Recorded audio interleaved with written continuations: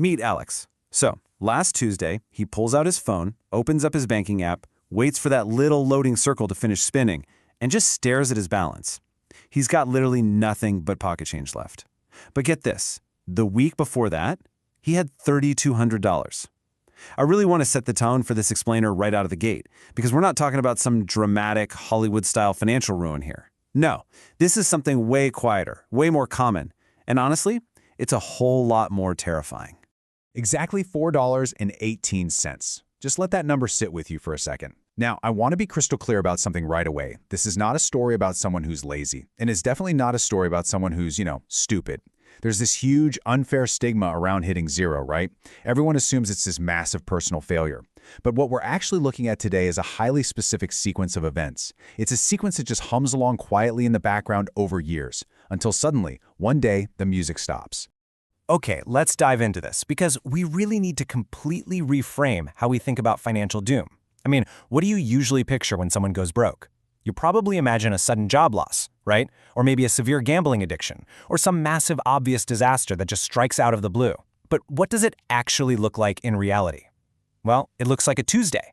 It looks like a perfectly normal month on the calendar that, for whatever reason, just doesn't add up. Most people who are walking right into a financial collapse are doing it on a completely average, boring weekday. And the crazy thing is, by the time you finally notice that the math isn't mathing, the sequence is already a done deal. It doesn't just happen overnight. So to really understand how this works, we're going to track this whole thing using a 24-hour countdown. Throughout this explainer, we are tracking the final 24 hours before a total, catastrophic financial collapse. And my fair warning to you is this. The scary part here isn't really Alex's story. It's that a huge chunk of folks tuning into this are probably already somewhere on this timeline themselves. You just might not even know it yet. Let's start right at the beginning of our countdown, taking a look at hours 1 through 4. We can go ahead and call this the false stability phase. Alex wakes up, and honestly, everything looks absolutely fine. His monthly income and his monthly expenses are pretty much identical. I mean, sure, there's a margin there, but it is razor thin.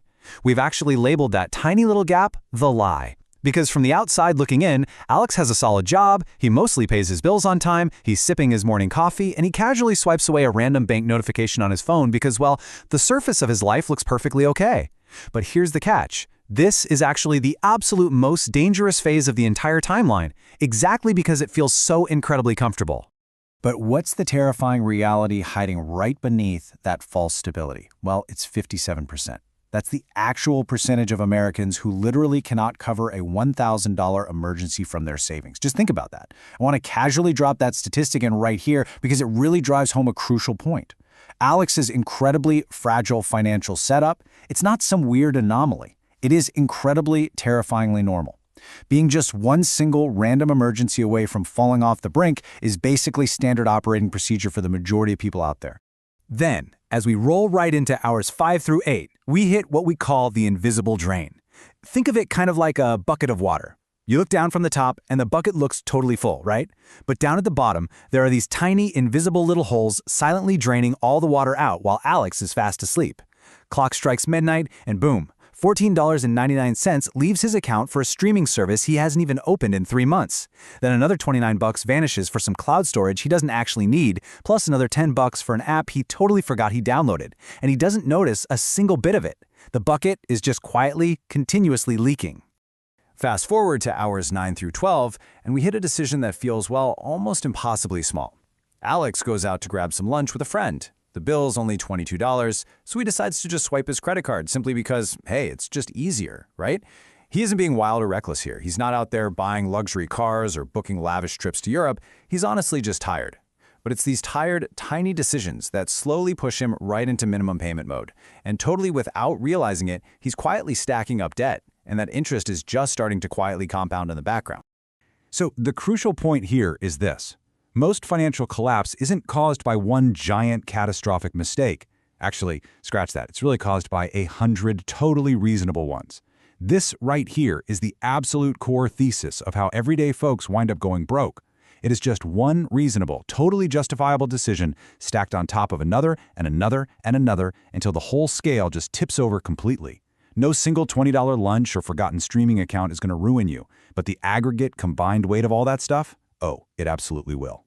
And boy, do things escalate incredibly quickly as we jump into hours 13 through 16. That cozy illusion of a buffer, it completely vanishes. His safety nets are just gone. Suddenly, his credit card is sitting at a really terrifying 94% utilization. I mean, it is basically maxed out. And that emergency fund he's been, swearing he'd rebuild for the last 8 months, it's sitting there with a grand total of $240 in it. The bucket is practically empty at this point. And then, just like clockwork, on his daily commute home, his car starts making a really weird clunking noise. He takes it to the shop, and the mechanic hits him with a totally random repair quote for $380. This right here, this is the exact moment the sequence becomes completely irreversible. It's the point of no return. Just watch how his safety nets fail sequentially. First up, he has to completely drain whatever tiny bit of savings he had left, so that's gone. Second, he tries to throw the rest of the bill on his credit card, but he hits the limit and maxes it out entirely. Third, he briefly thinks about asking his family or friends for a loan, but maybe they're struggling too, or let's be real, his pride just completely gets in the way. So you see those safety nets crossed out one by one, leaving absolutely nothing beneath him but the hard concrete floor.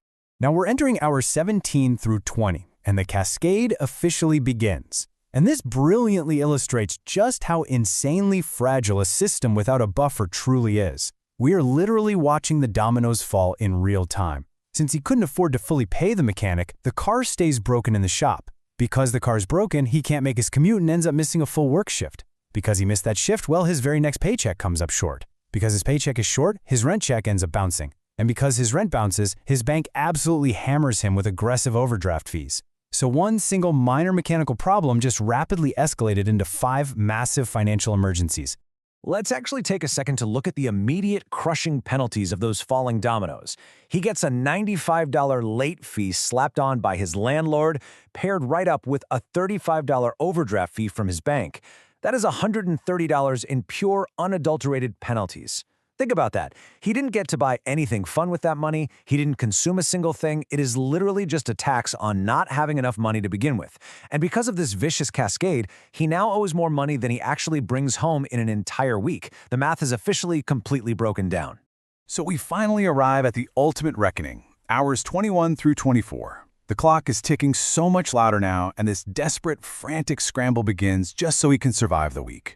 He kicks off a panicked asset sell-off, right? He's looking around his apartment for literally anything of value. His smartphone, his smartwatch, that gaming console he loves. He's essentially liquidating his own life for mere fractions of what he originally paid, all just to generate enough quick cash to somehow stop the bleeding. Let's move to and see how this builds across the entire timeline we've been tracking. Looking back at it all at once, this inescapable arc becomes, frankly, terrifyingly clear. Hour 4 was that false stability phase where everything seemed perfectly fine. Hour 12 brought the invisible drain and that dangerous stack of small, totally reasonable decisions.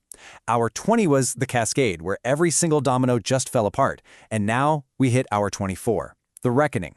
He opens up his banking app, just staring blankly at that $4.18. He tries to think back, He tries to pinpoint the exact moment this whole mess started, the exact terrible mistake he must have made. But he can't find it, because there honestly wasn't one single defining moment. Instead, it was always just pushing the problem down the road to the next month. It was always him saying, whatever, I'll just sort it out later. Well, later finally ran out of time. The absolute ultimate truth of the matter is this. Nobody simply wakes up broke. They slowly walk into it, one single decision at a time. I really want you to just sit with that thought for a second. There was no huge defining disaster that ruined Alex. It was just a quiet, humming timeline where his tiny margin for error slowly, inevitably evaporated into thin air. Which brings us right to the end of this explainer and to a very, very important question for you to consider. If you felt a weird little pit in your stomach watching this sequence unfold today, if any part of this felt just a little bit too familiar, please remember this. You do not have to wait for hour 24 to hit. You actually have the power to stop the clock right now. So, I'm going to leave you with this provocative question to chew on. Which hour are you at right now? Seriously, don't let your own timeline run out in silence. Make sure to subscribe, drop a comment down below on which hour you think you're currently navigating through, and let's start rebuilding those crucial safety nets together. Thanks so much for hanging out, and I'll catch you in the next explainer.